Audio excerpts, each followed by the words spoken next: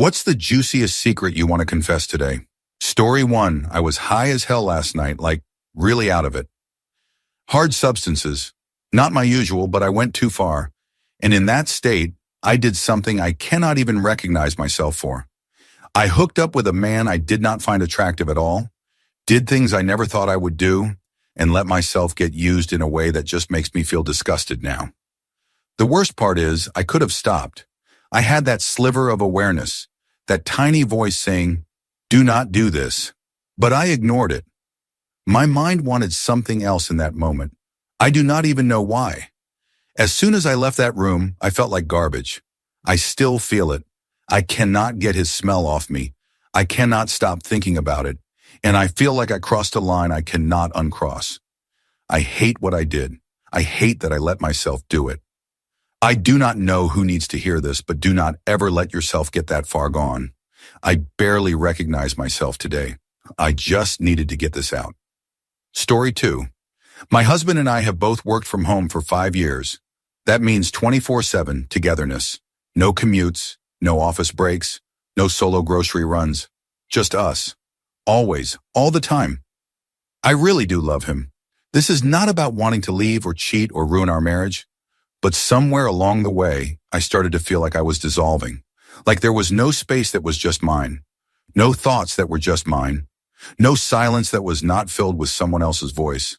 So I lied and told him my company was hosting a mandatory multi-day event at headquarters that is a 3-hour drive from my house. I even packed work clothes and my laptop to sell it. In reality, I took paid time off, booked a hotel 3 hours away, and left. Right now, I am lying in a hotel bed, just doing nothing. There is something incredibly peaceful about knowing this little pocket of time is mine and mine alone. No one knows where I am. No one needs me. I am not hiding anything harmful. I know lying is not great. But I also know that if I had told the truth, it would have hurt his feelings or started a strange argument. This way, I get what I need and no one gets hurt. And honestly, it has been wonderful. I think my work will probably host more mandatory events in the future.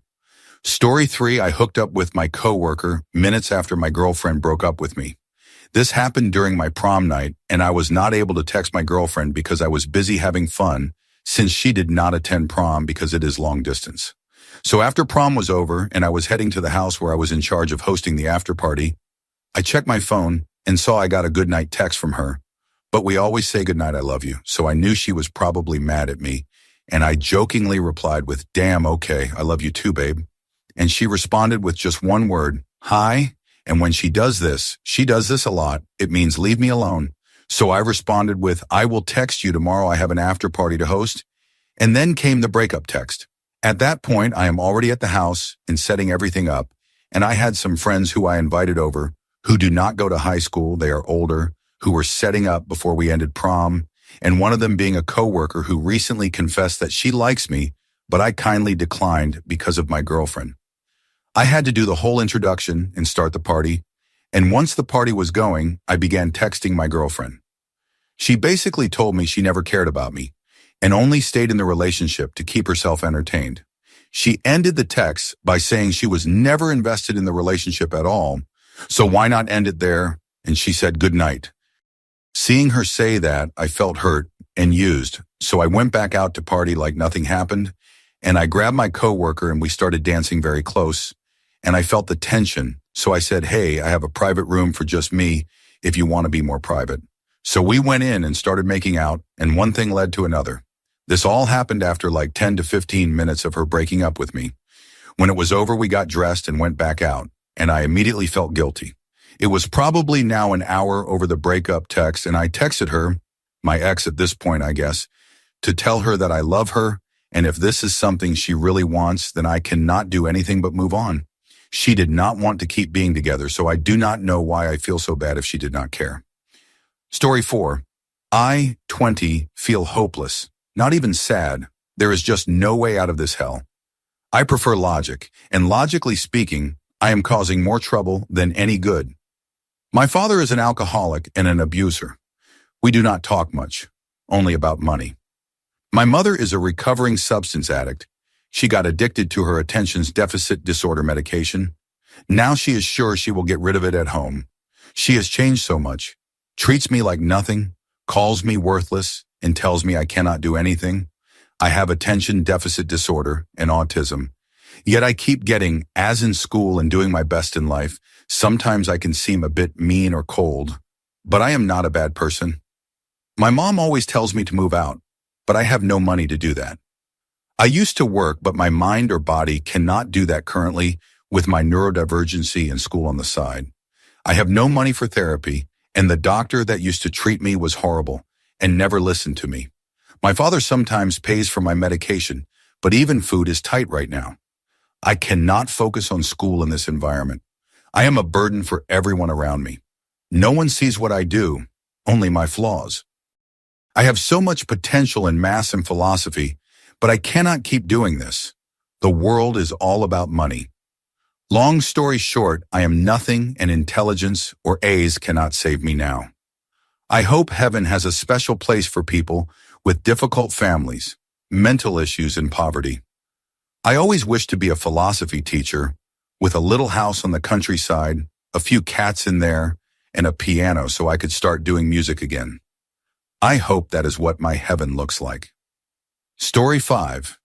It was my birthday, and I got absolutely wrecked and left the club with a man I had literally just met that night.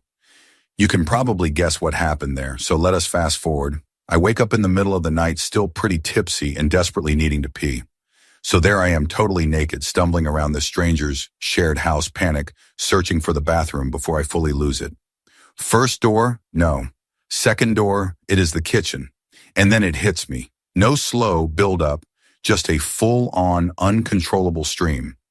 I am clutching myself like a mad woman, making a wild dash to another possible door. I fling it open. It is not a bathroom. It is a closet filled with power tools. Yes, I full-on peed all over a pile of boxed-up power tools. And of course, after that, I find the actual bathroom. I try to clean up, but all I can find is 3 sad little squares of toilet paper. No towels, no wipes, just me and my shame. I did what I could, then bolted. To this day, I am still beyond horrified.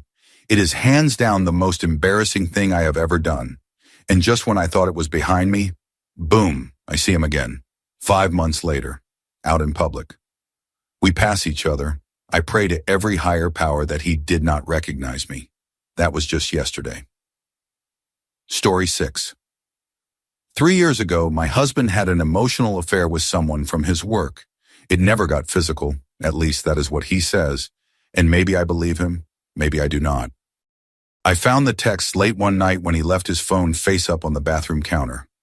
Long, poetic things, laughing at inside jokes, sharing secrets.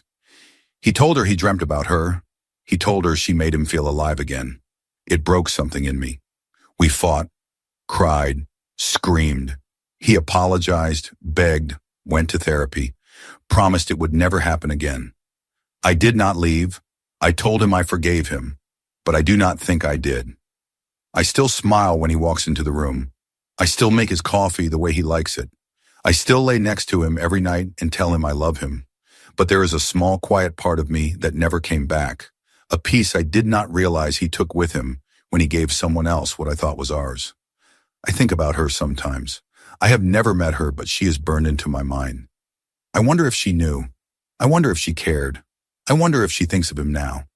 We just bought a house together. Our life is full of normal things, grocery lists, weekend chores, dinner with friends. It is fine, good even. But when he kisses me goodbye in the morning, there is still that flicker of old hurt that whispers, "You were not enough once. What makes you think you are now?" I do not know why I am writing this. Maybe I needed to say it somewhere. I have been the strong, forgiving wife. I have been the one who moved on. But the truth is, I did not. I just buried it deep and built a life over top of it, and I am scared one day the cracks will start to show. Story 7. Throwaway account because I can never have anyone I know about these thoughts. I have never even joked about this to my closest friends. My boyfriend and I met at college. Both of us were not from rich families, but we made it work on dates with the allowances our parents gave us. It was always 50-50 between us, which was our preferred method when going out. Because I do not like the idea of being indebted to anyone, especially to him knowing that he did not have that much more money than I do. I did not mind the inexpensive dates because I love him. I just wanted to be with him. He lives around 2 hours away from where I live. We did not have cars, so we usually commuted to each other's places all the time. We took turns choosing whose place we would hang out at next so that it was equal effort on both ends. We were set to graduate in the same year, but on his final year, he decided to switch his major. That meant he had to spend a few more years in college. It was fine. He was just a bit delayed, and our plans to spend our lives together did not change. I went ahead and got a job that paid minimum wage, but I was still grateful for one. I just needed the experience anyway. Then COVID hit. We did not get sick, but I did lose my job after being there for only 2 months. Thankfully, he was able to continue his studies online. I did not get another job until almost a year later. Still minimum wage, longer commute, but still a paying job. I continued to switch jobs after that, always aiming for better pay and preferably closer to home. He graduated but was not able to get a job immediately after. I understood. There was a lot of competition for jobs at the time, especially when a lot of people also lost their jobs due to the pandemic. He got a few jobs here and there, but he was never able to keep the job for longer than a month up to this day. I finally landed a job that paid a decent wage, and it was a much shorter commute, so short that I could walk to and from work if I really wanted to. I love my job, but it is getting to a point where the workload is absolute hell. There are times when I get the urge to just smash my head on the glass-covered table, or just climb up to the rooftop and jump all the way down. Since he does not really have any money, I have been going to his place to unwind and distress myself. This has been our arrangement since COVID. I did not mind it at first, but the cost of the commute and the little lunches has really been taking a toll on my finances and mental health. I have been going to his place significantly less than before. My money can finally take a breath, but my mind has been in a steady decline ever since. I feel like I get a headache at the slightest inconvenience. My patience is now paper thin, and I am holding on to it for dear life. Lately, I have been fantasizing about just calling it quits and marrying someone rich, or just someone with a stable job, or just straight up breaking up with him and being alone for a while. I just want to stop thinking about money all the time. I want to stop feeling like I have no choice but to stay at my job because I have bills to pay and people that depend on my salary. For once, I would like to feel like I can have someone I can depend on, that I have someone who can catch me if I slip and lose my job for a while. I would like to not think about skipping meals just so we could afford some groceries that the house needs. I do love him. I really do. I know that he would spend the money on seeing me if he had any, and I know that he really is trying. But I just feel completely alone. I feel like the relationship is so one-sided with me spending all my extra money just to see him that I barely have any left for me. I cannot even see our future together anymore. I cannot even see him getting a job anymore because of how long it takes him to even get an interview. I do not want to spend another 8 years waiting to see if we would get anywhere. I am tired and I feel horrible for even entertaining the idea. I never talk about this to my friends because I know that they would just tell me to break up with him. How could I even leave someone just because they have no money? The worst part of it is that I know deep down that I will never be able to break up with him. I am too much of a coward to hurt his feelings, so I know that I would choke down on my own feelings just to keep the peace. I feel like I am already in hell. Story 8. I, 28, was reminiscing on walking home from the bus stop at secondary school at the lovely town I used to live in. I loved the town and had such a great time in year 9 when I met my best friends and used to read my favorite books on the bus home when it hit me like a boulder. It was not normal for the bus driver to not open the bus doors at the end of the line for me, his last passenger, until I gave him my number. It was not normal for him to offer to drop me down the road to find out where I lived to save me walking up the hill. It was not normal for him to touch me under my skirt and press against me before unlocking the doors. And it was not normal for him to drive past me if I was the only one at the bus stop if I did not agree to meet him again at the weekend. I still remember I was on a walk one weekend when he picked me up from around the corner from my family home in a Land Rover or Range Rover and drove for ages until I agreed to date him. After more abuse, I finally said no and caught another bus route home. I never saw him again. How did none of this ring alarm bells to my 14-year-old self? And how did I block out all this for so long before realizing what it was? So glad but so sad to get that off my chest. Story 9, I, 18 and autistic, and my girlfriend, also autistic, who lives in another city, visit each other every weekend, and on our meetings we usually have S. Initially I really liked it, but after some time it became too much for me while she still wanted and initiated it. Because of my autism, it was extremely hard for me to stop it, even if I did not want to do it. Therefore, we talked that we do it too often, and we should slow down with this. But she still initiated it on our subsequent meetings. Then I started texting her that today I do not want to have S, and it still did not help, and I still was not able to stop her. Situations like this were quite unpleasant, but there were too much worse. There were a few reasons why I did not want to do it so often. Two biggest were, 1, because we did not do much else. I wanted to do other things like go for a long walk or to a park, but we did not go because we were having S. And 2, she was extremely scared, nearly terrified, that she might be pregnant after each time, even when the risk was really small and we used protection. She did not let me explain to her that there was nothing to worry about and she should calm down. Once I told her that the idea of having S during her period did not appeal to me, therefore I did not want to do it then. But when we met when she was on her period, she still started to initiate it and said that she really wanted to do it. I said that I did not want to because I did not feel comfortable. She repeated that she wanted it really badly, with her voice clearly indicating that she wanted to have S extremely badly and would not let it go.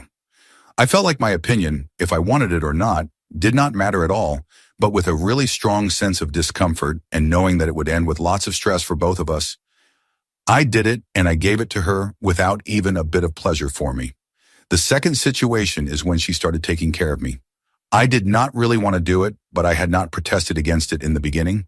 But after a few minutes of the said action, I realized that I absolutely had no desire for it that day. So I wanted to stop her, but she directly told me that she would not. I did not know what else I could do, so I gave up and allowed her to continue. But after a few more minutes, I tried again, only to hear the same answer. I once again felt that my opinion meant nothing, so the only thing that was left for me to do was laying down and pretending that I was enjoying what was happening. It was happening for a few months with other problems with our relation. During this time, I unsuccessfully was trying to solve the problems silently by calm talks that we do it too often, etc. But eventually I snapped. I directly told her about all the problems. She understood her mistakes, apologized, and said that she never wanted to hurt me, and the situations resulted from her misunderstanding me and my signals. After the talk, she started to improve and paid more attention to me and my comfort. Should it be considered assault? And if yes, even though I am male and she is my girlfriend, what should I do now? Story 10. Me and my friend were extremely excited freshmen in college. It was before Christmas break, and we were done with finals. The fraternity that had a huge old house threw a party to raise money. We went. We knew a lot of the pledges, so we hung around with them mostly. This one guy was being an issue to the pledges, telling them to do things, etc. My one pledge friend said to distract this guy and get him drunk so he would leave, or pass out or something. Just get him away from them. We did, and he was very obnoxious. He ended up being a friend of one of the brothers from another school. We ended up in his friend's room as he wanted to smoke after downing tequila with us. But we were pretending to drink so he would think we were out drinking this upperclassman. We were drunk, but in control for most part. The visitor passed out right after making a racist remark against my friend. My Asian friend got mad, and realizing the guy was passed out, he pulled his shorts down and started mocking him in anger, making crude jokes and doing inappropriate gestures near his face. He told me later he was hoping the guy would wake up right then. He quickly talked me into joining him, and eventually I was also taking part in the same inappropriate joking, and I had to pretend none of it affected me. We were laughing, taking turns, and I noticed we both got carried away. My friend leaned in toward the guy's face, but the guy's jaw stayed shut, which looked ridiculous. I ended up copying him and had to hide how strange it felt. My friend was about to write with marker on his face when they called last call downstairs. I was done, but my friend wanted more. He said, "Let us go," but I told him to get a couple drinks and bring them back up here because I may crash in the other bed for the night. When he left, I continued the same inappropriate messing around. But the guy must have moved and his jaw opened slightly, and I ended up brushing against him in a way that shocked me. The craziness of all this, my excitement, and how overwhelmed I felt broke my brain, and I just continued until I finished and then got dressed like I was done fooling around. My friend came back with huge mugs of beer and told me how he went downstairs and talked to Lexi, who was very attractive, all while he was still aroused. He pulled himself out, and sure enough, he was still hard. He took a few seconds, then went over and left his own mess on the guy's face. I was glad to see it on the guy's mouth as it disguised what had happened earlier. I wanted to tell my friend what I did, but figured he would think I went too far until I saw him doing that. But then at that point, I said, forget it. I was too tired to explain it, and never did tell him what I did. Story 11. I always found myself to be attractive. I have big breasts. I am pretty. But finding out that my fiancé would take care of himself, thinking about other women, while I was asleep a few inches from him, really made me hate myself. He could have woken me up. I love intimacy. I have a higher drive than him. He admitted to me he had an addiction. He was single most of his life and was doing it daily multiple times a day. He was pretty much a virgin until he met me. We have such a good intimate life. I go down on him almost every time we are together. I am dominant for him. I do things he likes. We are intimate every night. I guess it was not enough to curb his appetite to search for specific social media models and online influencers. Looking for celebrity leaks while he is in the bathroom. He cannot even be home alone for a few hours without watching things. Even though he has claimed to stop and is in therapy, but he has resorted to reading erotic content and probably hiding his search history. How can he be attracted to me and still want to go out of his way to see other women in that way when he has dozens of videos of me and us? But he claims he does not like seeing himself in videos, so he would not watch it as much. I am just boring to him. It is clear as day. Otherwise, he would watch the videos he wanted me to take. Degrading videos. He has a nurse fantasy. He loves being cared for in that way.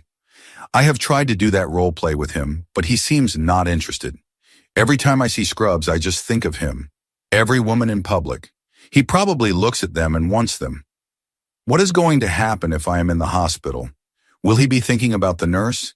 He said he gets urges since he has stopped, and things have popped in his mind. Why cannot that be me? He swears he is happy and is satisfied with me, and that it is just a habit he got lost in. But I just do not see that, and he tells me to stop internalizing it. Story 12. There is this guy that everyone, it seems like absolutely everyone, dislikes. They have insight into this person's private life, and I have gotten access to all of this. It is honestly out of this world. I did not know that driving someone crazy was this much fun. It is completely justified before anybody here starts getting all holier than thou. This person absolutely deserves it. They are insane.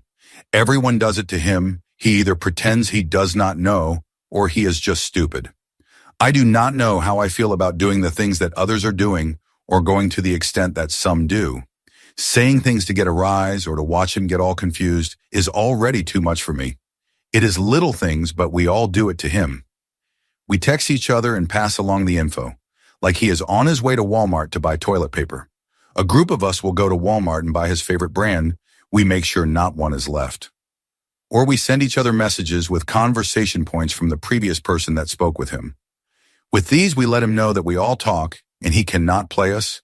This person deserves it. You should see what people say about him and what he has done. I am constantly being reminded not to fall for his act, that he is evil and crazy inside. Honestly, better him than me. I would rather help drive him crazy than be the one they are doing it to. Am I right or what? Anyways, the craziest part is when we get information about things he has done in his house when no one is around. Because that really messes with him. We get to watch him throw a wacko. There is always someone filming him with their phone or recording conversations on live, like he is on substances screaming that someone is watching him. Or whoever is in contact with him that day will throw in a word like curtain, and the whole day whoever gets in contact with him will come up with different ways to use curtain. Everyone is always constantly following him. Have you ever watched that Jim Carrey movie where he is on a show, but he does not know it? This is it. We know he likes watching those documentaries of disturbed people who harm others. So today we all talked about it. I mean, everyone that came in contact with him talked about it. There was a couple that passed him in the store talking about it. The people at the register talked about it. It was hilarious at the time.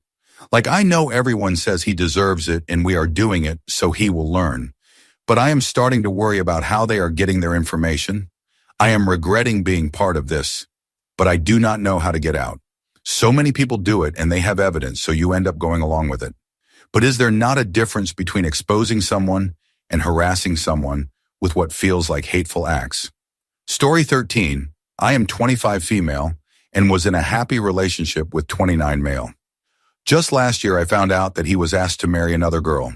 The only options he has are to choose her, because if he chooses me, then he will have to leave everything, his job, his family, and move to another country.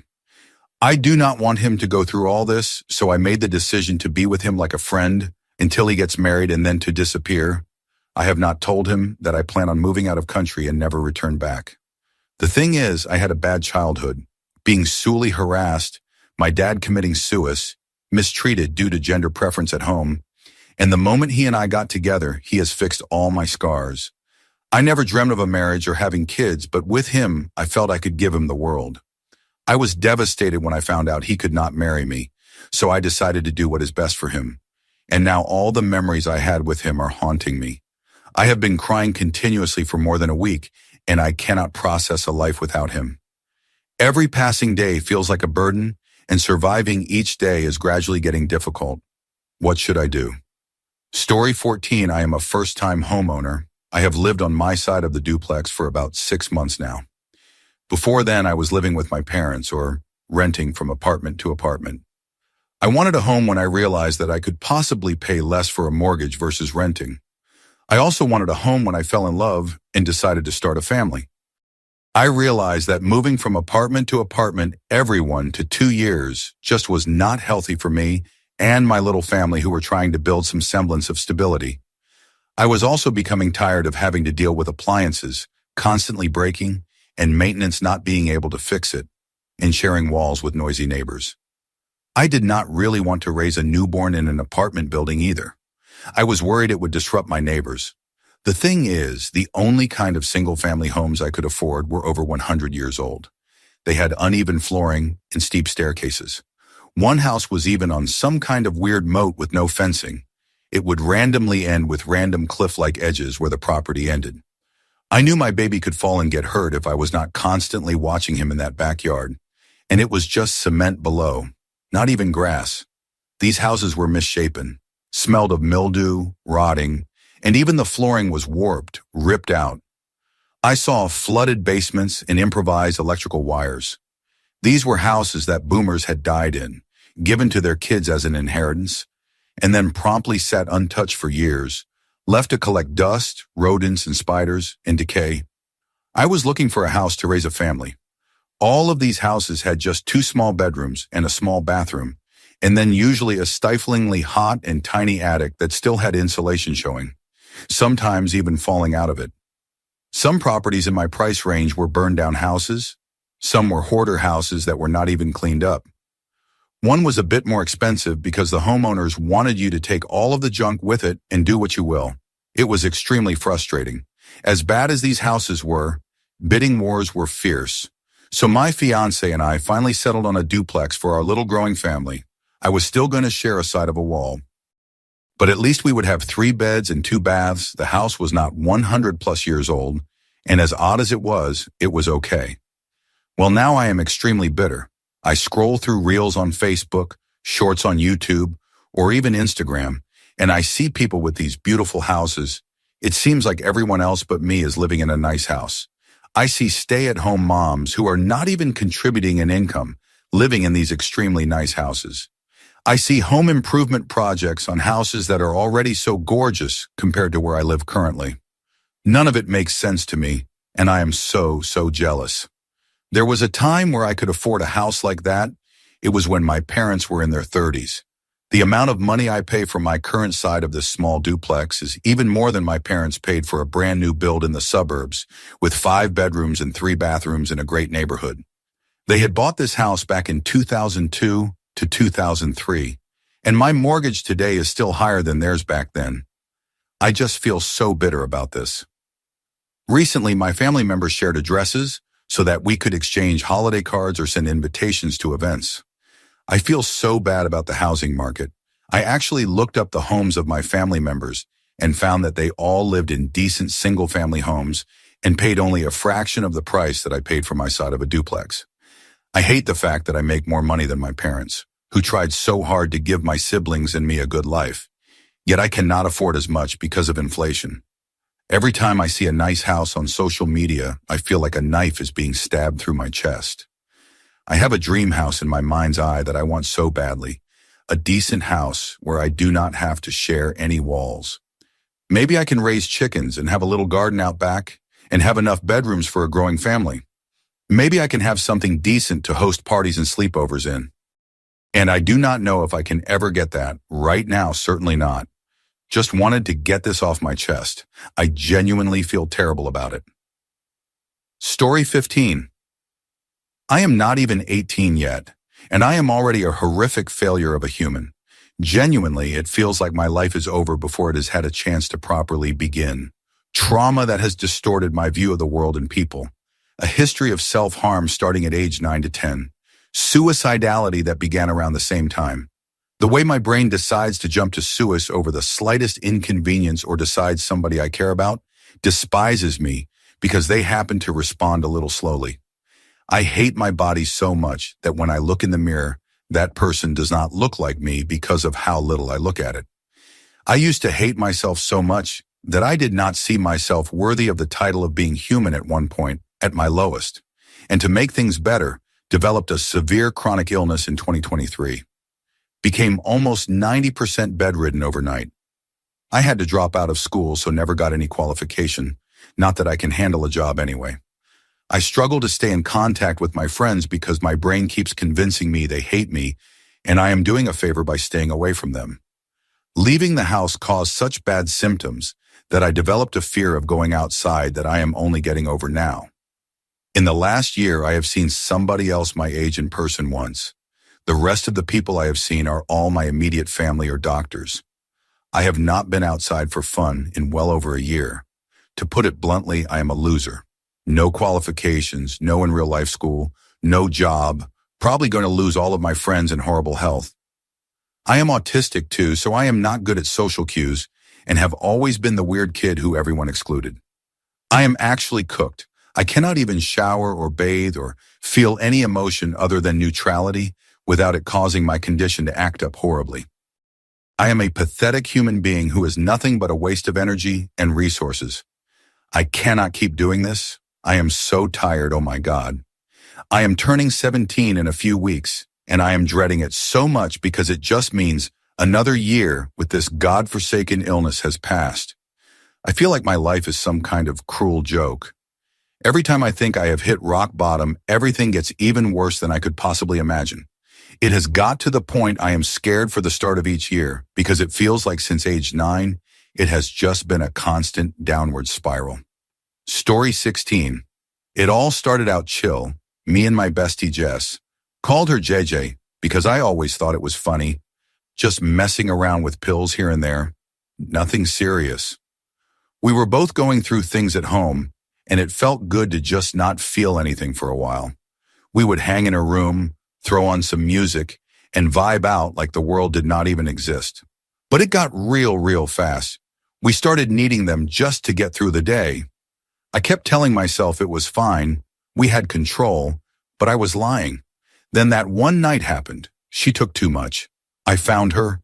She was not breathing. I thought I was in a nightmare. I still cannot get that image out of my head.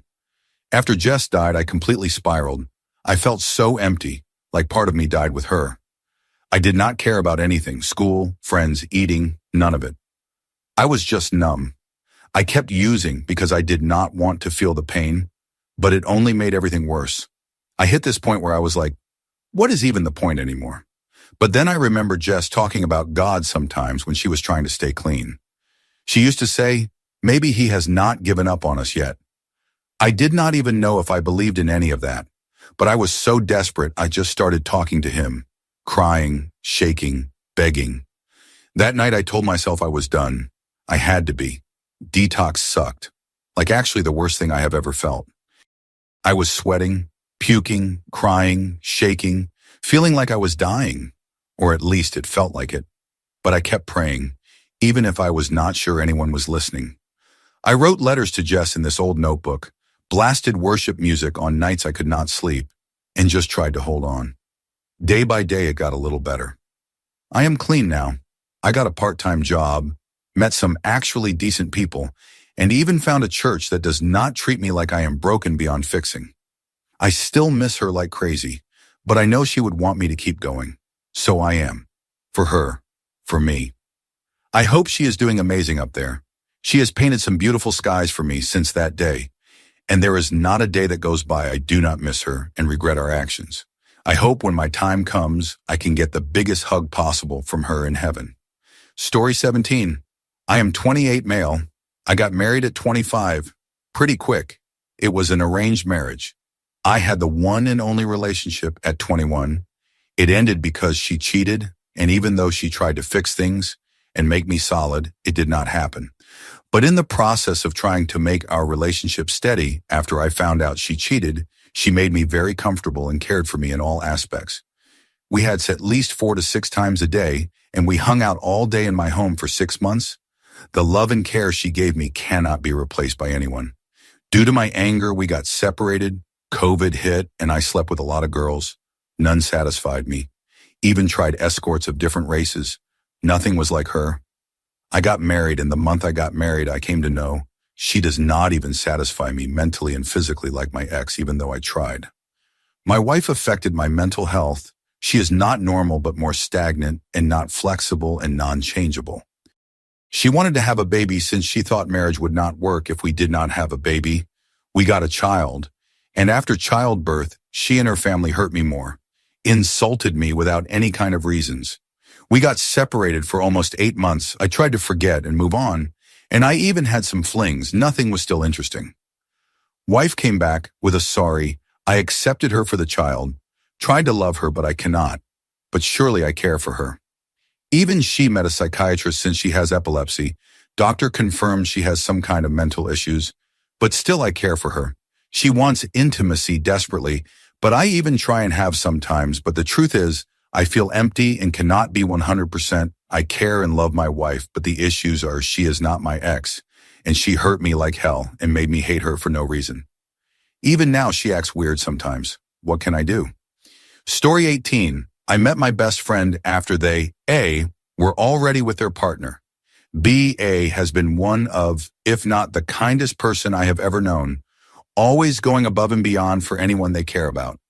Supported me through some of my worst times, held and comforted me through breakups, and even saved my life at least twice.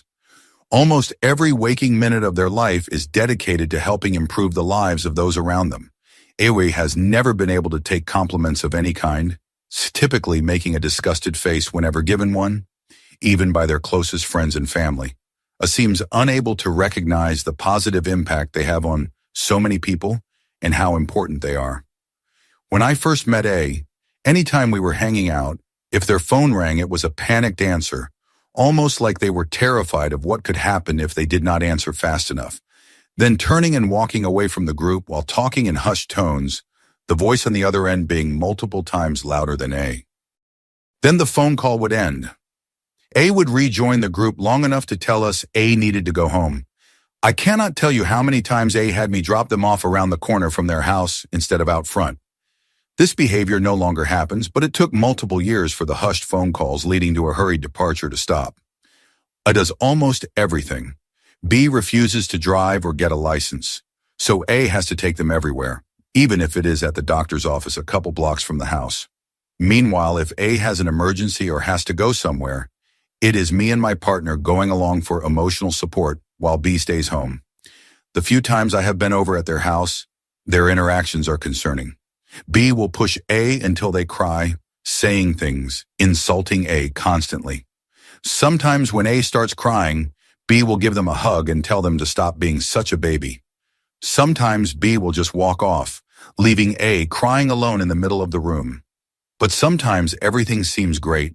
They will be cooking together or something, just bantering and laughing and enjoying each other. But these moments are all so few and far between.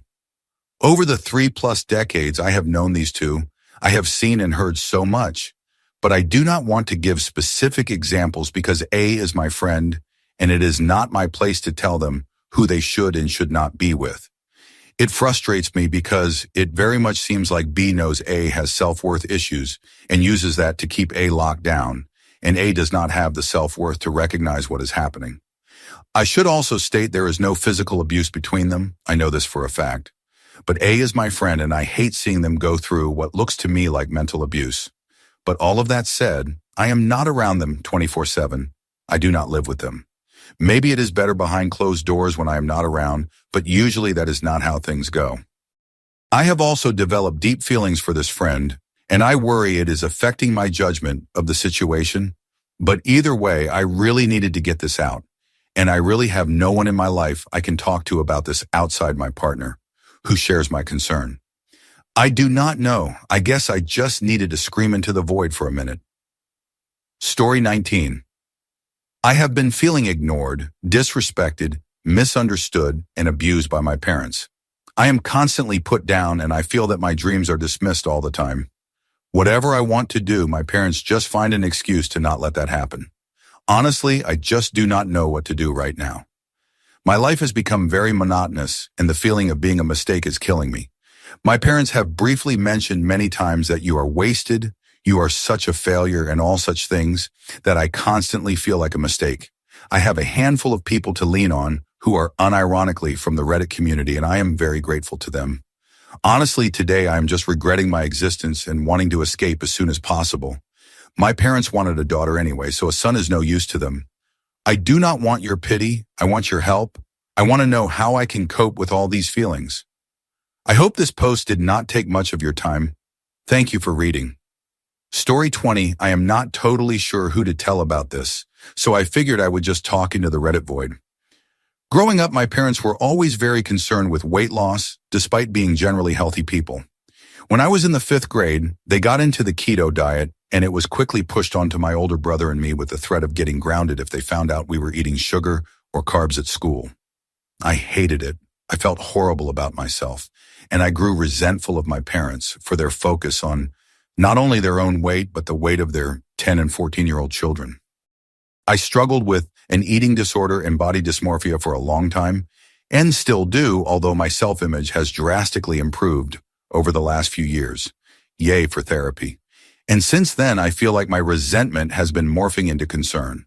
Both of my parents have started using Ozempic despite not being diabetic or even overweight.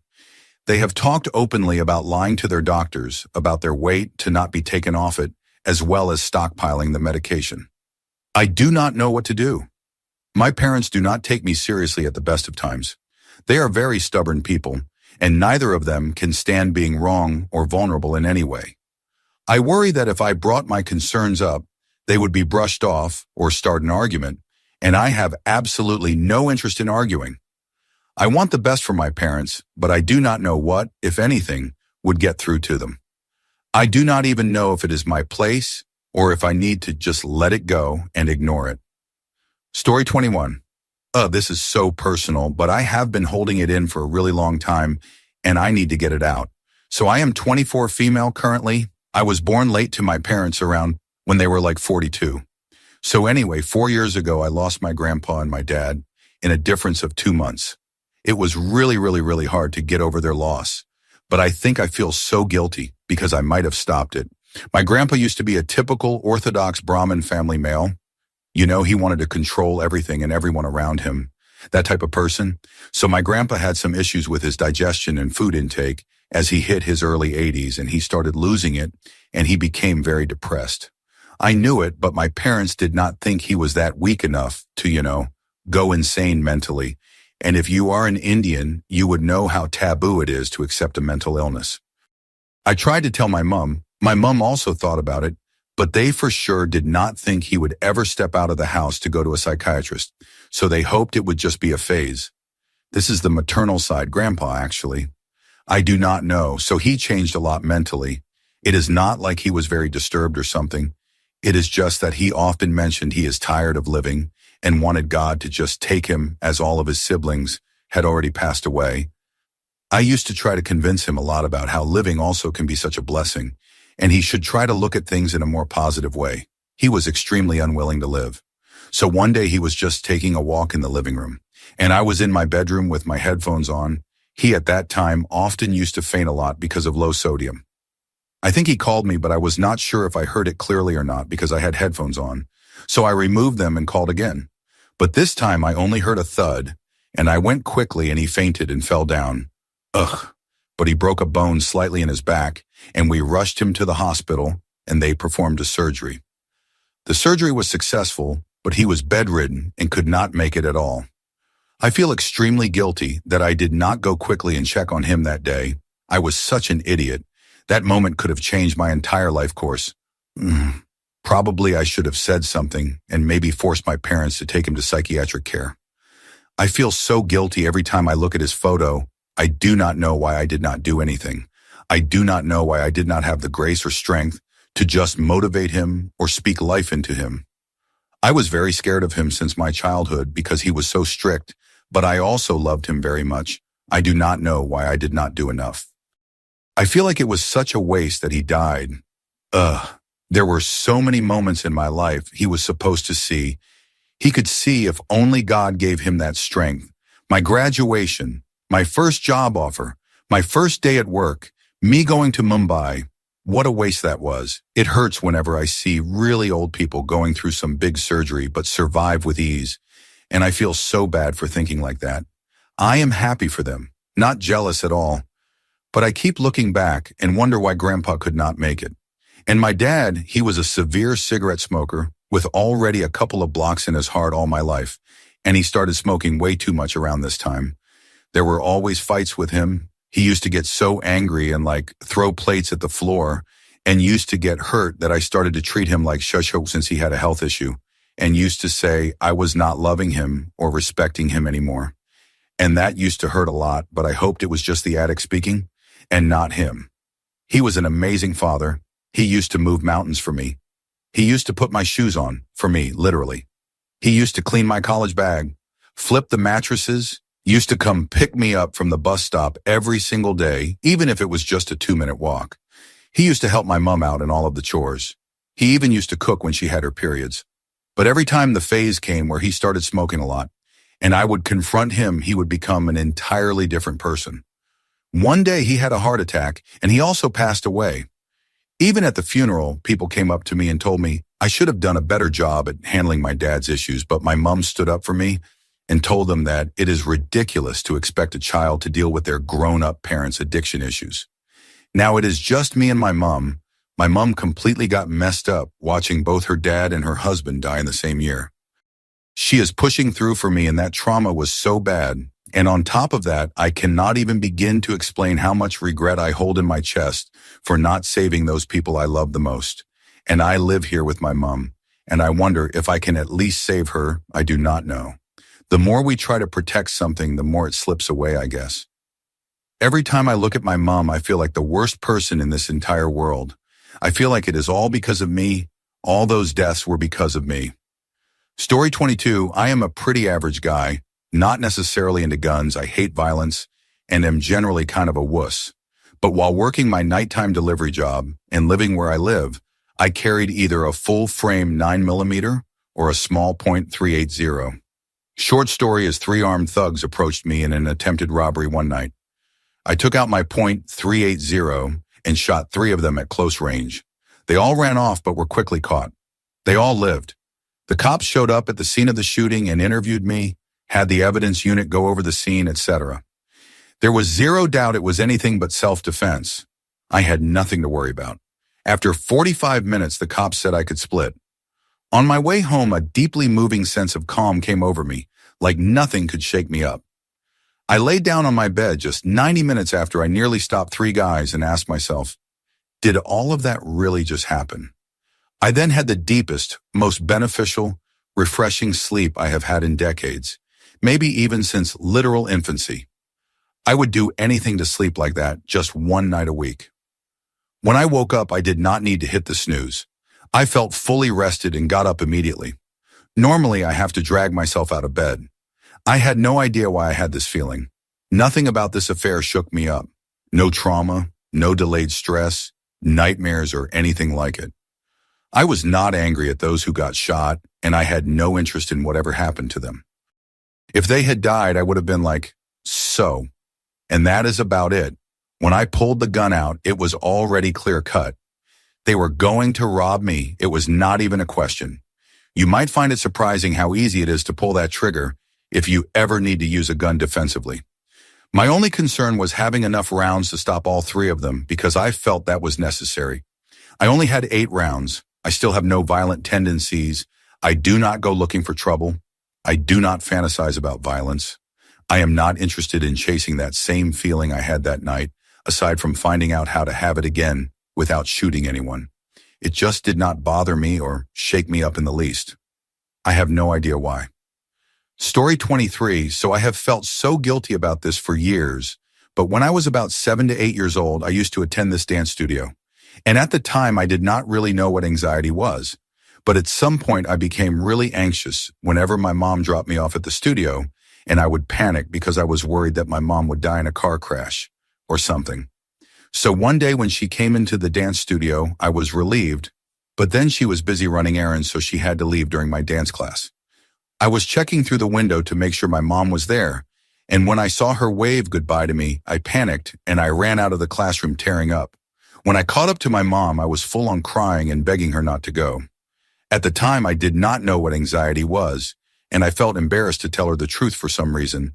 So when my mom asked if I was getting bullied by someone, I just nodded my head. After that dance class was over, my mom asked me who was bullying me, and I just pointed at a girl who was also in my class. She never bullied me. She was so nice and sweet. This obviously then turned into a whole incident, and the dance instructor, the parents, and me and the girl all sat in a room and talked about it. And I just made some nonsense up, like she called me names like bobblehead. Of course, the girl did not know what I was talking about because I was lying and making things up, but the girl and her mom were both just so kind-hearted that they immediately apologized to me after that. Since then, I have felt so guilty about this situation, and it gives me nightmares sometimes. Story 24. I live with my grandmother who is financially struggling herself, and I do not have money for rent tomorrow, though I said I would. I got hired at a contractor to do transcription for Social Security. They said they pay $25 an hour. I moved in with my grandmother about 3 months ago, actually at a retirement community I'm not supposed to be staying in. If management found out, we would both get evicted. We were both really happy about me getting this job. I was supposed to start the job 3 weeks ago. She asked me to pay $300 a month to help with rent once I get my first paycheck. As my luck would have it, as soon as I was about to begin the job, I got an email from the contractor saying they currently do not have work for me. They will let me know when I can begin, which they have not yet. I did not have the heart to tell her what happened. She was really excited for me. Instead of going to work, I would go to donate plasma and then go to the library to search for another job. I was hoping to have gotten enough money from plasma donations to pay the rent, but most of that money has gone to groceries. I was hoping I would be able to find another job. I also write poetry and was vainly and stupidly hoping that I might receive some recognition. I know how that sounds. I was in graduate school for creative writing at one point. Getting a master's helps with getting published due to networking opportunities. But I saw an abusive therapist who was defrauding Medicaid. She asked to read some of what I wrote. It stung when she said I should do something else with my life.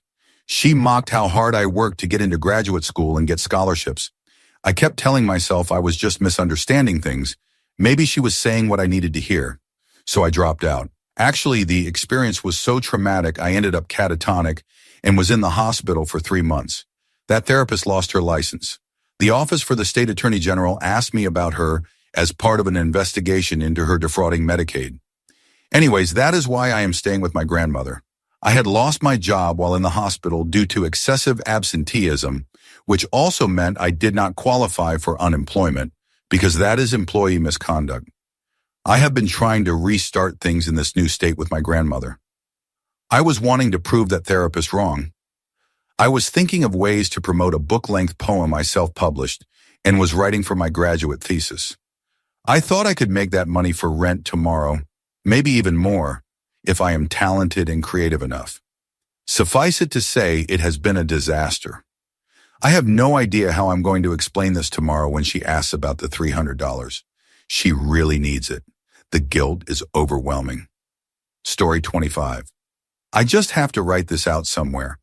My father was abusive towards my mother, and for many years it gave me an intense fear of men, and to this day a general panic response to raised voices and sudden perceived aggression. Most of my friends are autistic, as am I, and one of them has really bad pathological demand avoidance, which causes him, amongst other things, to be loud and aggressive in tone when his mother asks him to do stuff. He is always really apologetic about it, because it is completely involuntary, but it triggers that response in me, which sends me into a loop of feeling bad for feeling bad about something, and because I cannot hide it, it sometimes sends him into the same loop, which gives me a double loop of feeling bad about having felt bad, causing someone else to feel bad about having felt bad, and sometimes it sends him into that same loop. Logically, I know that I have not done anything wrong and cannot fix it, and it just hits a bad spot in our brains, but I still always feel like I have done something wrong and need to fix it. That said, it is really comforting to know that someone else gets in the same loops, even if there are different causes. Story 26. Co-worker got me out of my shell, and we ended up chatting for months. Back in 2022, I worked with a woman called Celia. Well, I say woman, but she was 30 back then. We both worked the night shift, and one morning at 4 a.m., I got a message from her out of the blue. It started out innocent enough, and we stopped talking after a while. A couple of months later, I chatted her up again, and that is when things started. We ended up staying pretty much every night, and it always went on for hours, sometimes with her boyfriend sleeping next to her. She told me how one night she woke up and touched herself while thinking about me. We role-played just about everything and kept on having our nights and sometimes days of fun. We always said we would not fall for each other, but the chemistry between us was incredible, and I believe both of us fell a bit, even if neither of us admitted it. After a while, the pictures started rolling in. I do not have them anymore, but I think about her to this day. For context, she was a thick blonde with big curves and the cutest face. We lived some distance away. We planned to get together, but it never happened. After a few months, things changed and we grew distant, but I still think of her quite a bit. I still have not had that level of chemistry with anybody. We had almost the same sense of humor, and we would just mess around for hours, laugh, and get off together. I miss the girl, but who knows, maybe we will rekindle eventually. Story 27. I do not think I am going to get pregnant, but I am still terrified I might get pregnant. So hi Reddit, I figured I would ask for advice from strangers and my best friend rather than talking to my parents about it. I will tell them everything eventually, but right now I am still very fragile from all this, and I cannot even type this out without tearing up. Around 1 to 2 in the morning where I live, my friend came up to see me, and we hung out for a bit, got food and Dutch bros, and then went back to my house and just ate food and looked at cars since he likes cars. We then got on the topic of crushes, and I told him that I had a crush on him when we first met, but he had a girlfriend at the time, so I did not do anything. And he told me he thinks he did too, but also did nothing because of the then girlfriend. I told him my feelings faded, but that sometimes a spark came back, and he asked if I would ever want to do anything about it. Since I told him I was a virgin, he said if I wanted, he would teach me and all that stuff. I told him I was nervous, but I did want to, and he told me he would teach me, but also said he does not kiss because kissing is too personal for him. To skip the details, a lot of it was a blur, and I do not remember everything. But he kept stopping to ask if I really wanted to do this. So yes, he was courteous, and I was not coerced since I wanted to know how it felt. After he finished and cleaned me up, he told me it was probably best not to tell anyone. And after he did not give me any aftercare, just a hug before he left because he had something to do at 3, and he told me that beforehand. After it all happened, I felt almost used even though I asked for it, and he was respectful despite the lack of aftercare or even foreplay. But my biggest fear right now is if I will get pregnant since he is not texting me back. Our original way to communicate was Snapchat, and he deleted his account after this, saying it was unrelated. But I am not sure. And before anyone yells at me for not being careful, the whole time I was thinking about asking him if he had protection.